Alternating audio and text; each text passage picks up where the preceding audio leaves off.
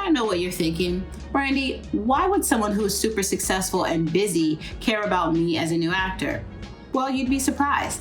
I'm gonna show you how I was able to achieve a relationship with a high-profile mentor, what you can expect and what you shouldn't expect from this type of relationship, and more importantly, what to say when you're going to approach them. So stay tuned. Hey guys, I'm Brandy and I'm an introverted artist living in New York City. And if you are a new artist or you have just relocated or you're thinking about it, then please subscribe to my channel. When you're just getting started as a new actor, you have tons of questions. Are my headshots any good or are they terrible? What's the best way for me to get an agent or a manager's attention? It dawned on me that the best person to seek advice from about these kinds of questions was someone who'd already achieved a high level of success. There are a lot of different types of mentors out there. When I was doing research for this video, I stumbled across 7 different definitions for mentors, and there's more information on that in the description box below. For the purposes of this video though, we're just gonna focus on 2 of the 7. Why? Well, the other types of mentor relationships either require time to develop or they require you to put money up front.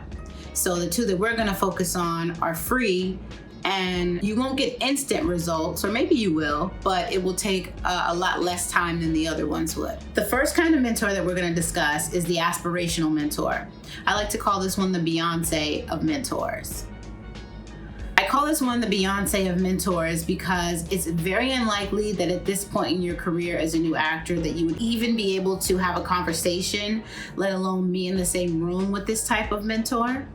It's someone who you aspire to be. So who do you aspire to be like? You can have more than one aspirational mentor. You can have as many as you want, and you don't have to actually have a conversation with someone in order to consider them your mentor. The great thing about aspirational mentors is because they've reached such high levels of success, there's so much information out there about how they got started, who they admired when they were coming up, a lot of advice that they give along the way. Mirror your life and your goals and your life path after theirs without ever meeting them or having a conversation with them. The second kind of mentor that we're gonna focus on for this video is a mentor for guidance. And basically, they just keep you from learning or finding out things the hard way. A mentor for guidance is someone like a casting director, a director, a producer, maybe even another actor. A mentor for guidance is someone who has less of an entourage for you to dig through in order to be able to reach them. So how do you find a high-profile mentor? Well, you have a few options. One of them is word of mouth. That is how I learned of the first high-profile mentor that I made contact with. His name is Zoe Wesson III. He is an Emmy Award-winning director and producer, and he's also an actor and friend of Oprah. Make sure you watch to the end of the video because I'm going to share with you how I was able to secure that relationship. But first, let's discuss the second way that you can meet a high-profile mentor. And the second way is cold contact. What shows are you watching right now that you really admire and respect? Or what books have you read that were written by high-profile people in the industry? That's a great place to start when you're trying to secure a relationship with a high-profile mentor. How should you make contact with this high-profile person when you want them to be your mentor? I definitely wouldn't suggest just walking up on them. I would suggest that you make written contact first. You can always go old school and handwrite them a letter, which is unique and different, or you can use social media. Social media has made celebrities so accessible to the common person, like it's not even funny. However, just because you're sliding into someone's DMs doesn't give you the right to be unprofessional. You always want to set a professional tone whenever you're approaching these high-profile people. So your letter should be punctuated correctly. You should have the correct spelling of the person's name. You should know what their credits are. Just basic common knowledge and common sense. You should take the time to really make sure you've done your research on this person. Now, if you do have the, fortune of crossing paths with this high-profile person and you're in a situation where you can speak freely with them one-on-one, then definitely take advantage of that. Before you even reach out to this person, you should ask yourself a few questions like, Why this person? What is it that you admire about this person? What are you hoping to gain specifically from this mentor relationship? Because once you reach out to the person and they get back in touch with you, you should already have an answer prepared when they ask you these questions, because 9 times out of 10 they will. You should have answers prepared that make you seem like someone they would want to get to know, and your answers should be pretty short and concise. So when you make contact with this high profile person, what is it that you want to say when you write your letter to them? Basically what you want to say, and I'll leave it to you how you want to word it, but you just want to say 3 things. Who you are, what you are, which is a new actor. You want to ask them a question, which is it okay if I reach out to you from time to time to ask your advice about things that have to do with my career? You can also, in the beginning of that letter, sprinkle in stuff about how you admire them and the work that they've done and how it speaks to you. Just don't be too long-winded. After you make that initial contact, just forget about it, because you just need to be patient and wait for them to respond to you. Now, I would say if it's been 6 months to a year, or you have some other milestone that you want to share with them, then reach out to them again and basically reiterate what you've already said, but say, I have this real life scenario that I would love your opinion on. And then leave it up to them if they want to respond to you or not. 9 times out of 10, they will. They may just make you wait a while. So be patient. That's why I said just forget about it. So I'm going to share with you a few do's and don'ts that I have learned when making contact with high profile people. You don't want to ask them straight off to be your mentor. You don't want to ask them questions that you can find the answer on Google. You don't want to ask questions that are too broad. You need to keep everything very specific and let it be something that they can actually answer. Some things they won't be able to give you guidance on because they don't have enough of the story. You just want to choose your questions very wisely when you have made contact and they have agreed to help you. The reason that you don't want to come right out and ask them to be your mentor is because that kind of relationship takes time to develop, and it's also a big responsibility, and a lot of people, which they should, take it very seriously.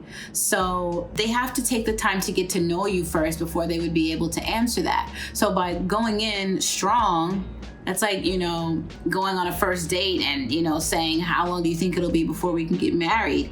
You don't want to come in strong. You want to ease into the relationship. So just by asking them if you can ask for advice, that is a very low maintenance relationship, and it's not going to take anything away from them to be able to respond to an email here and there whenever you have a question, as long as you're not abusive with it.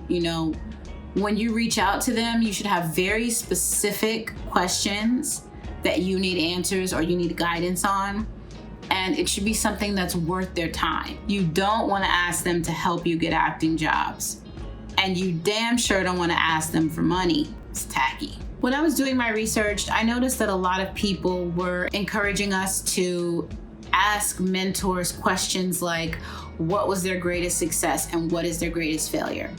That may be cool for business if you're looking for a mentor to be a coach or someone that you're going to pay money to.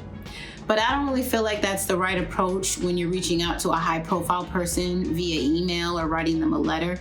Those are more like what I call first date questions when you're trying to get to know someone and feel them out. You should already know before you made contact with this high profile person why you're reaching out to them. Wasting their time asking them questions like, what's their biggest success and what's their biggest failure? A, you could probably do a little research and find out that answer yourself. But B, there's more effective questions that you can ask them that will be more useful to you in giving you guidance for your career, as opposed to asking questions like that, those first date questions. So I would definitely say don't ask those. Whatever you do, just don't get discouraged. Another do is keep it positive. Once you've had the ear of this high profile person, you don't want to spend time bad mouthing other people in the industry, because that high profile person is most certainly going to think that there will come a point where you will bad mouth them. It's important that you have a few people on your roster that you want to reach out to ask advice, basically, and develop this mentor-mentee relationship. They're all super busy. Some of them will be able to get back to you right away. Some of them won't, but it'll keep you from feeling discouraged about the process if you increase your odds of achieving your goal by casting a wide net and reaching out to a few different people. I would suggest reaching out to at least 4 high-profile people for a mentor for guidance. Another do on my list is to let them elevate the relationship. It was about maybe 2 or 3 years before I sat down to have a meal with Zoe, and that was only because he initiated that. Every interaction that this high-profile person has with you should leave them feeling good about themselves afterwards. They shouldn't regret opening their virtual door to you. Why? Because you'll just ruin it for yourself. And not only for you, you'll ruin it for every new actor who comes after you who reaches out to this person. All right, so because you watched to the end, now I'm gonna share with you how I was able to obtain this relationship with Zoe Wesson, who is one of my high-profile mentors. I was at a tech rehearsal and we were on a break, and one actor was talking about how he had reached out to Zoe and he had written him a letter and just basically was asking him to be a mentor to him. And I didn't really start listening to the story until the actor mentioned that Zoe had written him back. And he said that Zoe wrote him back and said, "Thank you for reaching out to me and for all the wonderful things that you said about me. I really appreciate it. However, when you reach out to someone to ask them to help you, you want to make sure that you take the time to learn how to spell their name." Now, I thought 2 things when I was listening to the story. One was, you idiot. Why would you not Google how to spell the man's name before you would reach out to him? But the second thing that I thought was, I thought it showed great character of Zoe that he would take the time to correct this man that he didn't know or, even care about. So the fact that he took time to correct him, I thought, I want to know this guy. He seems like the man to know. And that's basically what I said in my letter to him. In this letter, I also included my headshot and my contact information so that he could reach out to me when he was ready. It took some time, but we eventually have developed the kind of relationship where I consider him to also be somewhat of my friend. However, I still keep in mind that he is my mentor, and so I'm always professional and I'm always considerate of his time and his schedule. So if you want to learn how I moved to Los Angeles spending less than $1,000, then you should definitely watch this video here. Reaching out to a high-profile person is definitely encouraging for a new actor. Just make it worth their while and make it worth your while. Something else that I want to offer, which I know is going to be worth your while, is this video right here about how to create a budget for your relocation.